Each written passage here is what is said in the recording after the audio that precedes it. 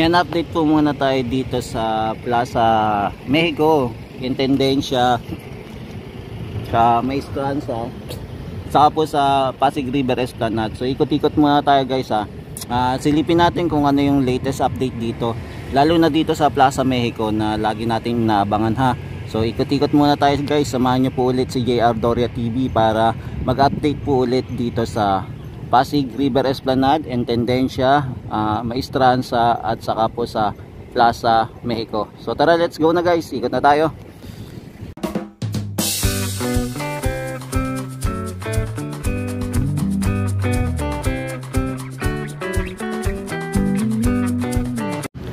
Yan, so simulan muna natin yung pag-vlog dito sa Pasig River Esplanade Phase 1C. So dito muna yung unang topic natin. So tonight ay January 21. Yan. 2025. So Tuesday po ngayon. So panibagong update na naman tayo dito sa Pasig River Esplanade, no. So gabi-gabi lagi nating sinisilip tong Pasig River Esplanade kung ano yung mga kaganapan dito at kung ano yung mga latest update po dito at kung ano po yung mga babaguhin o papagandahin dito sa Pasig River Esplanade. So tara, let's go. Yan, so mga tropa eats, ayan, syempre binabati ko lahat ang ating mga tropa eats dyan na laging nakasubaybay sa atin every time na mag-update tayo dito, lalo na sa mga ayan, fanatic dito sa Pasig River Esplanade na inaabangan, no, kung kailan ito matatapos at gaano kaganda na po yung Pasig River Esplanade maging sa Plaza Mexico at saka sa Maestranza. Yan, binabati ko pala, shoutouts lahat pala sa mga ano natin na tropa sa mula Luzon, Visayas at Mindanao maging sa ibang bansa. Shoutout sa inyo guys ha. Ingat po. Ingat kayo lagi.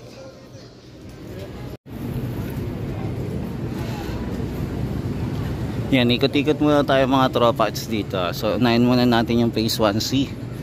Yan, dito muna tayo. Yan, so nandito naman tayo sa Plaza Mexico. So mag-ikot-ikot muna din tayo mga tropa sa silipin din natin tong Plaza Mexico na sobrang ganda na, 'di ba? Ganito nakaganda ng Plaza Mexico, 'di ba? Panis na panis, ang linaw-linaw at ang liwa-liwanag, 'di ba? Ang ganda sa paningin, sa mata. Tapos ito pala pininturahan na pala 'to, no? Ayan, meron na siyang yellow dito sa sidewalk. Ayan, so nilagyan na ng kulay yellow, pininturahan na po. Ayan, itong mga basag-basag, hindi ko sure kung mapalitan 'to ha. Kaya hindi natin natanong kay Papa Di pala, no, na kung papalitan ba tong mga basag-basag dito sa sidewalk kasi natapakan po o nadugulungan ng trucks nang naggawa sila dito. Yan, maging dito po okay na rin po na ilatag na din po yung mga bricks. Ayan, yung gray bricks na ilatag na din po. Maging etong yung mga brick na maliliit, ayan, na ilatag na din po. Tapos meron din po dito mga halaman. Ayan. So ang kulang na lang dito sa ilalim, sana malagyan din po ng mga ilaw. So ito, medyo madilim pa po kasi dito sa area. Hoping malagyan po dito ng ilaw, no, magkaroon din po. Ayan, di natin alam kung saan ilalagay yung pailaw dito, kung paano yung gagawin. Pero wala pa po kasi ako nakikitang setup para sa ilaw. Ayan, alamin na lang natin kung ano yung gagawin dito, kung paano nila isa-setup. Yan, so dito na tayo sa Plaza Mexico naman mga tropa. Dito naman tayo ikot-ikot, sisilip-silip. Yan, so ito na po yung itsura ng Plaza Mexico pa rin po. Tapos dito naman po tayo silip din dito sa ayan, sa plant box naman. So dito sa plant box naman po hindi pa po nakakabit. Hindi pa po napapailawan itong mga lamppost. Ayan, so ito mapapansin natin wala pa pong pailaw yung lamppost ha. Abangan natin kung kailan ito papailawan. So ito muna pa rin po yung itsura at saka ayan, may mapapansin pa rin po tayong mga yan para sa mga pailaw po. Yan, may available yan. Saka doon din po, ayan, no. Maging dito din, ayan, may labasan na mga wiring. Meron din po. Ayan, mukhang lalagyan ito siguro po ng bollards, no. Ayan, abangan na lang natin kung ano ilalagay dito. For the meantime, ito lang po muna update natin. Yan, so ito pa rin po yung tendensya. So continuous pa rin, ongoing construction pa rin. Yan, makapansin pa rin po natin sa gabi ha, na ongoing pa rin na yan, no? Gumagalaw-galaw po itong mobile crane. Yan, gumagalaw-galaw po siya kung makapansin nyo po. Ayan, medyo malabo lang po ang ating ilaw, ang ating video, pero nakikita naman po kahit paano. Ayan. So ito po ang itsura ng intendensya, continuous pa rin ang paggawa. Yan, so ito po yung intendensya po. Meron na po pala ditong nagawang bahay. Yan, tama ba kung anong tawag dyan? Ayan. So meron na ditong forma, tapos meron na din po doon bubong, kung makapansin natin. Ayan. So ito po yung itsura. So meron po dito maliit na lugar na pwede na, no, na okay na siya, di ba? Ayan. So may disenyo na dito, pero dito banda wala pa. Ayan. So blanco pa dito yung loob, pero dito banda, ayan, okay na. Yan, so ito naman tayo. So meron dito steel matting, tapos medyo nakaharang na din po muna dito, no. Yan, hinarangan nila para siguro walang makapasok. Yan, sorry guys, medyo madilim na naman ha. Ayan, pasensya na. Hindi na gumana yung aking isang pailaw. Humina na eh. Yan. Hindi ko lang kung nakakatulong ba siya o hindi na. So ito inarangan lang din muna, no. May nakalagay dito yung steel matting. So ito yung ganap ngayon. Naglagay sila ng steel matting. Ayan.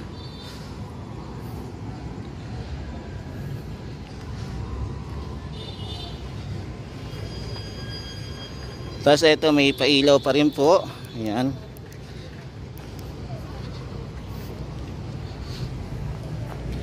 Ayan. So ito po yung itsura ng Pasig River. Ito po ang itsura ng Plaza Mexico po. Yan, sorry, Plaza Mexico po. Nasa Plaza Mexico tayo. Tapos ito yung lamppost, meron na. Tapos meron na din lalagay doon. Kaya lang wala pa po yung pinakataas. Tapos dito po wala pa pong lamp. Ayan, kulang pa po. Ayan, abangan natin kung kailan po ikakabit. Ayan. Yan, dito po meron hinukay. Yan, para saan kaya itong hinukay na to, no? Para kaya ito sa drainage, something. Kaya nakahukay. Yan, so abangan natin kung para saan itong hinukay na to, no? Yan, hinukay po ito. Para saan kaya to?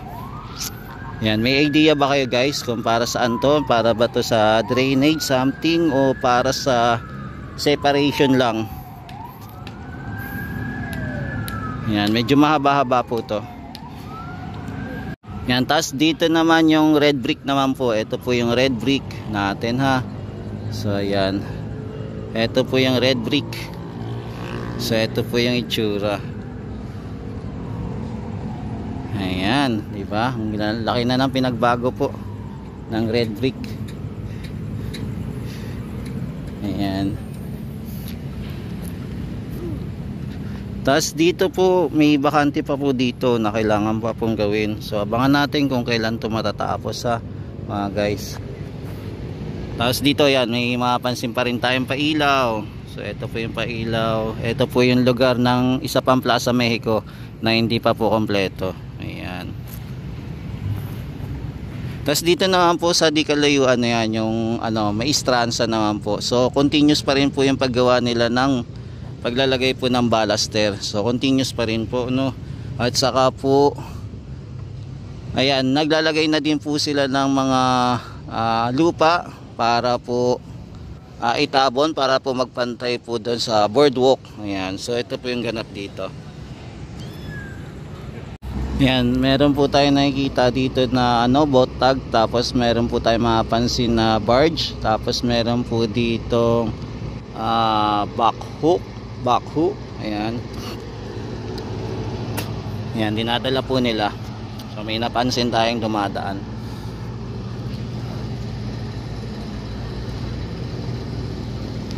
Ayan, di na po din tayo makalapit masyado sa Maestranza. So hanggang dito na lang tayo. So silip-silip lang po tayo dito. Yan, so yung dito area hinuhukay-hukay na din nila, no. Ayan.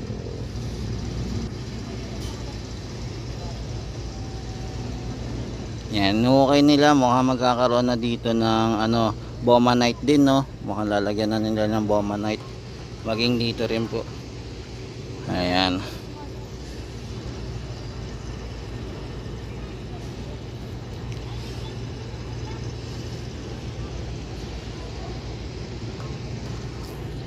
Yan, tapos dito naman po tayo sa Plaza Mexico ulit. Yan, so ito yung Plaza Mexico, no. So ito na po yung itsura. Yan.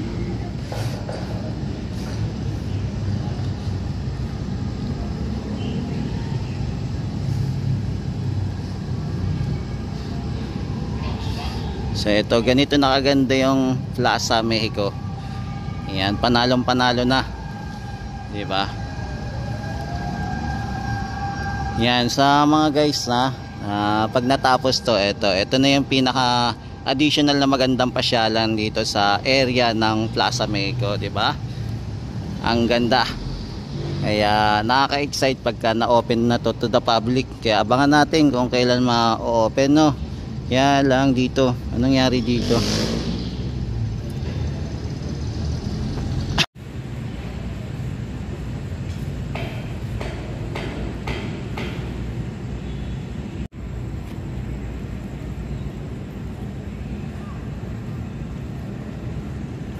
Yan, lakad-lakad muna tayo mga tropa kits, ha.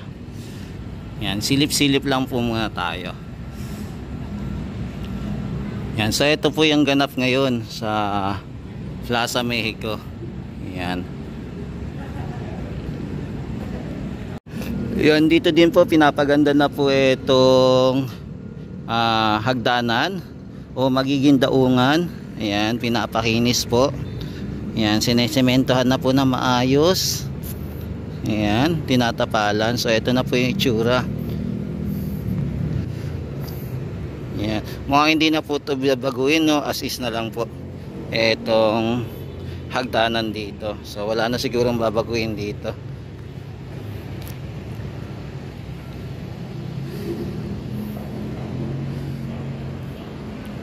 Ayan, so ito pa rin po yung update natin sa Plaza Mexico. Ito po yung ganap. Ayan, maging dito din po pala, inaayos na din, sinementohan. Ayan, di ba? So nasementohan na din pala dito. So ito siguro hanggang doon din sa sementohan, no. So ito po pala yung mga latest. So dito din naayusin din pala, no. Ayan, ayusin din siguro ito babakbakin tapos sementohan.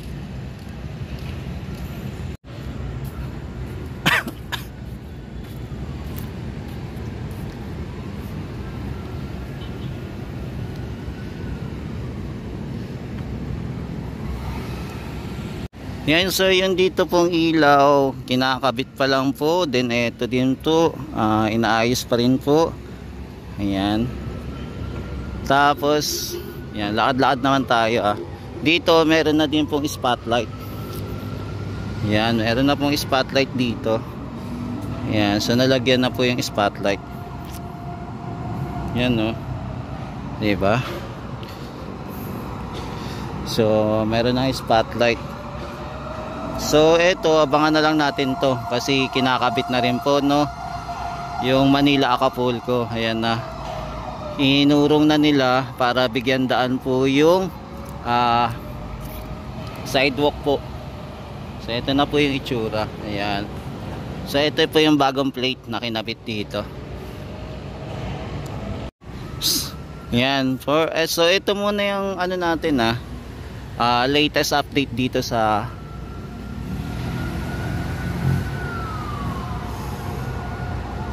yan. So ito muna yung latest update natin dito sa Plaza Mexico at saka yung natatanaw nating intendensya. So ito po.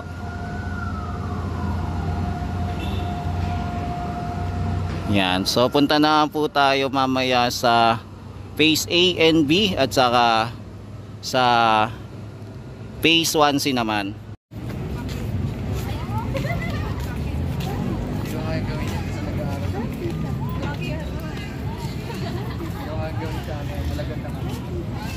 Yan, pasyal naman po tayo dito sa A&B naman po, ha. Silipin naman po natin A&B.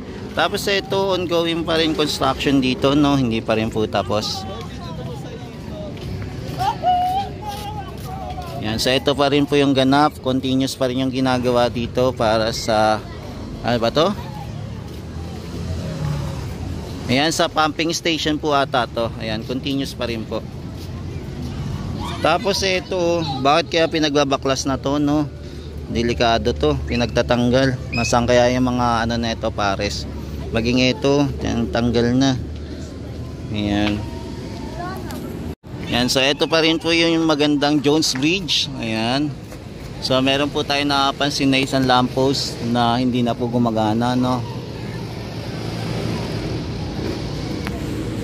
Ayan, tapos ito naman po yung sa ilalim ng tulay ng Jones Bridge.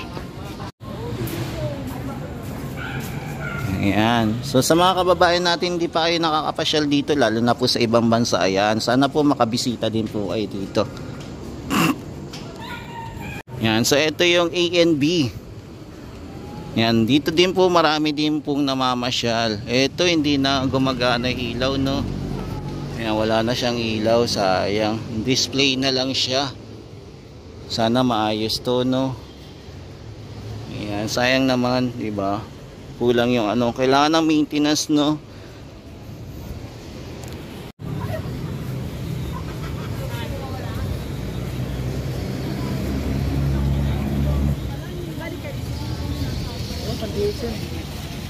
Yan, so nandito naman tayo sa may mga fountain dito at saka mayroong sumasayaw na pandango sa ilaw.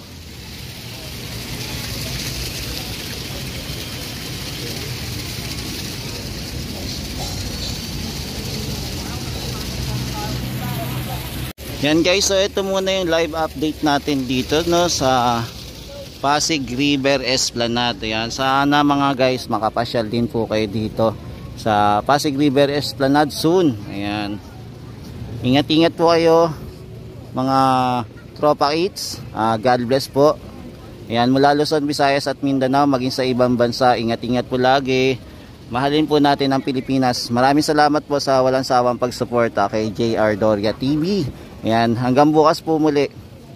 Maraming salamat. God bless po. Mahalin natin ang Pilipinas. Thank you po.